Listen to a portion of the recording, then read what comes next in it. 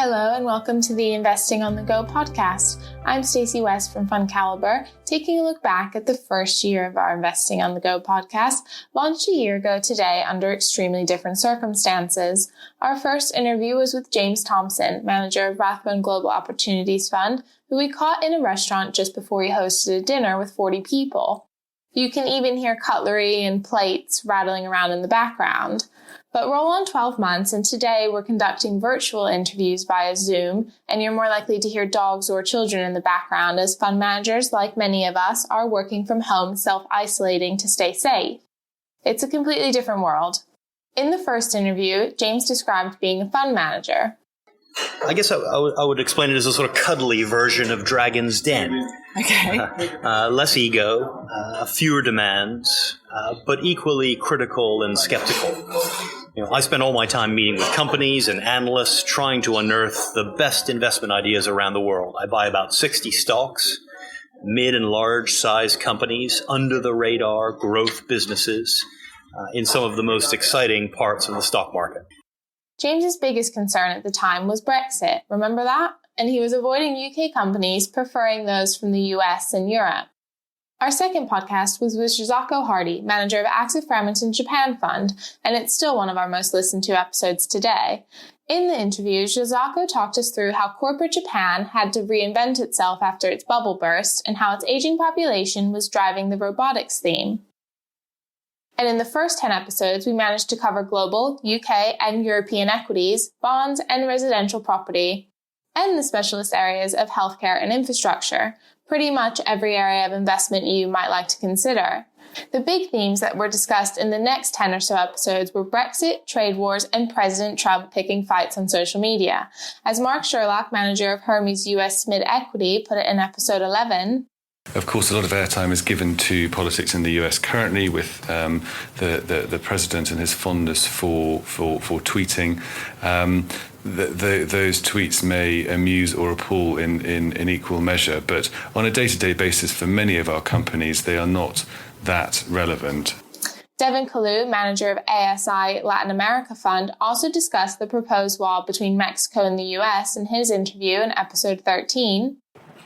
I think when we look at the relationship between the US and Mexico, our view is that because they're such close neighbors, they are so economically entwined that ultimately compromises will be struck. And therefore, when we look at the uncertainty around the world, we think it's more certain that things will get resolved positively in Mexico, and that there will continue to be a strong symbiotic relationship between the two countries. In contrast, I think some of the issues that are being faced with China and the US, where it's more confrontational, I think there is more to be worried about there. In episode 20, Richard Hallett, manager of Marlborough UK Multi-Cap Growth Fund, described in a nutshell the impact Brexit was having on UK companies. The UK economy, as we see it at the moment, is growing at a fairly tepid rate of about 1 to 1.2%, depending on who you speak to. But that is on a slowing trajectory. Really, this is due to the ongoing effects of the Brexit uncertainties and the effects that's having on entrepreneurs and business leaders, and the slowdown in decision-making in the business environments. It's also having an effect on consumer spending habits as well. And we see all these areas sort of really being affected, particularly in the car industry, in the construction sectors, hospitality, and in the retail space as well. But having said all that, this 1.1% growth we see as being particularly resilient given the geopolitical sort of headwinds that the UK economy is enduring. But without forecasting the Brexit outcome, we see a continuation of that sort of trend. Conversely, on the global side of things, growth is about 3%, again on a slowing level, but more impacted by the US versus China trade negotiations, which have been upping in ante over the last few months. Now Gallagher, manager of Gamstar Continental European Equity Fund, gave his view from a non-UK perspective in episode 21. Brexit is something I think we're all a bit bored of. I think ultimately it will have an impact in the short term, but I don't think in the long term it'll be huge. And for an investor in European companies that operate globally, actually it's really not that important at all. I think the China-US stuff is much more important, and I think it's much broader than a global trade war. I think what it comes down to more than anything else is the US waking up to the fact that 2 decades of technology transfer, which the Chinese often insist on as part of dealing with US and European companies, is beginning to hand too much of an advantage to China. Martin Lau, manager of First State Greater China Growth Fund, agreed in episode 23 that the trade wars could be long. The trade war, we believe, is a huge subject, and we also believe it is going to be something which would last for many years. It depends on the dinner between Trump or Xi Jinping or whatever. Sometimes it can be better, sometimes it can be worse. But our view is that this is going to be this relates to 2 big economies with different kind of value systems and having a conflict. It may be Huawei today, maybe technology, maybe trade, maybe import tariff. It may be something else tomorrow. So we believe the conflict is not going to go away anytime soon. Then, episode 25 was the first of a number of interviews looking at responsible investing, talking to managers and analysts of funds that had an environmental focus. We started with Luciano Diana, manager of Pictet Global Environmental Fund. He had this to say.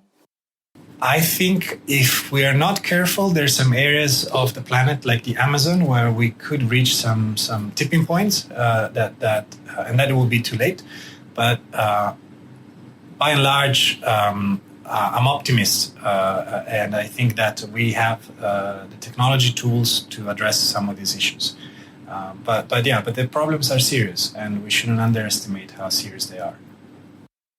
In episode 26, Neville White, head of responsible investment policy and research at EdenTree, talked to us about how ethical investing has evolved and why biodiversity is the Cinderella of the investment world. While in episode 27, I caught up with Eva Keynes, an ESG investment analyst at Aberdeen Standard Investments, we talked more about agriculture. I think we really need to transform the way we do agriculture, and it's so many aspects to that. So improving technology, improving efficiency, improving the soil. I think that's been a really big issue. We've seen from the IPCC report how soil erosion is a really big issue due to the really heavy downpours that we are experiencing, and that will only get worse, and what impact that has on soil erosion and the quality of harvests we can expect. Episode 32, 33, and 34 were recorded at FundCalibre's annual investment dinner, and each manager talked about their revenue reserves and how important they could be to help maintain dividend payments during the times of economic hardship. Little did they know then, but in less than 5 months, they'd be contemplating dipping into their reserves as the coronavirus and global shutdown would lead to many companies suspending or cancelling their dividends. But more on that later. Job Curtis, manager of City of London Investment Trust, told us. How this works is that in the good years, as an investment trust, we can hold back a little bit of the income up to 15%. We might hold back, say, 5-6%, put that in our revenue reserve. And then in the difficult years, there's 7 difficult years during my period for income, we can dip into that reserve. So for consistent dividend growth, 53 years is the longest record of any investment trust or fund in the UK, and it is, and we're very proud of it. In fact, we could only have achieved that through the investment trust structure. Peter Earings, manager of BMO Global Smaller Companies, added, Yes, so I became the lead manager of this fund in 2005, and since then, on 2 years, in 2010 and 2011, we did dip slightly into the revenue reserve. That was at a time where, if you remember, there was this big global recession. Companies were under a bit of pressure, so dividend income on the portfolio did suffer a little bit at that point in time. So it was nice to be able to dip into that revenue reserve and keep the dividend growth record going. As we headed towards the end of 2019, a snap election brought UK politics back to the top of the discussion themes, and with it a sense of fatigue with the whole situation. But with a majority government secured, Boris Johnson promised he'd get it done, and we headed into 2020 with a little more optimism than we'd had for some time. As James Baker, manager of MI Shelverton UK Equity Growth, said in episode 43, I think companies had got to the point where they were doing nothing because there's so much uncertainty about the future direction of the economy. So I think with the majority government, I think that has sort of provided more clarity. So there's partly a rally from that, and there's also a relief rally because we've got a relatively business-friendly government, which might not have been the case, of course, if we'd had a socialist government or a socialist minority government. But then came COVID-19. We first broached the subject with Jason Pidcock, manager of Jupiter Asian Income Fund, in episode 44 that was recorded in early February when the coronavirus was still being thought of as a China-Asia problem. At the time, Jason had this to say. Well, from an economic point of view, definitely worse than SARS, no question. And that's because China's economy is so much bigger now, and consumption as a part of that economy is bigger.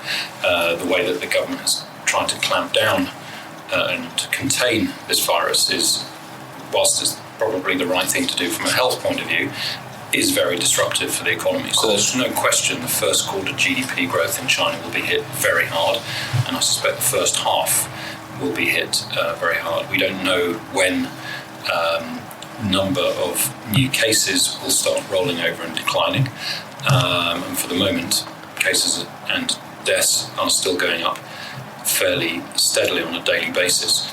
Markets always, of course, react early on. And so there's just because the number of cases continues to go up doesn't mean markets will keep falling. So, and today we've seen a fairly significant rebound in a number of Asian markets, as some investors think that some prices have fallen too far. So I'm not going to make any short-term predictions, but history suggests that viruses like this do become contained eventually, and then the economic impacts don't linger for that long as repressed demand plays catch up. But it wasn't until a month later that we started asking every fund manager about how they were dealing with the potential impact of the coronavirus on their holdings. In episode 48, newly appointed co-manager of ASI Global Smaller Companies Fund, Kristen Deason, said, I think governments around the globe have followed in China's lead, and they seem to be acting very quickly to try and contain or shut down this virus. And markets seem to be encouraged by the fact that central banks have said they'll step in to provide liquidity. So we do think that the first quarter will be very badly affected. We've already seen obviously negative numbers coming out of China specifically, and there may be some hit going into second quarter. But we expect that economic activity will rebound and possibly rebound quite sharply in the second half of the year. Andreas Zollinger, manager of BlackRock Continental European Income, discussed the huge stock market falls we experienced in March and the subject of dividend cuts in episode 52. In episode 53, we got into the nitty-gritty of the fight against COVID-19 with James Douglas, manager of Polar Capital Global Healthcare Trust. He had this to say. Well, I do think that the healthcare industry has done a phenomenal job in pulling together to try and tackle this crisis. I think that's one thing. Secondly, I do believe, and this is very much a long-term perspective, that it has highlighted some of the shortcomings potentially in some of the healthcare infrastructures globally. And so what we could do is we could see enhanced levels of investments. We could see enhanced level of investment, certainly in hospitals and facilities potentially. We could see enhanced level of investment in things like telemedicine, whereby physicians can interact with their patients remotely as opposed to physical contact. So there are a variety of areas that we certainly think could come out of this in better shape. The big question, obviously, is one of how long that might potentially take and where difficult capital investments will be made, because obviously those decisions might have been altered by what's happened over the last 2-3 months.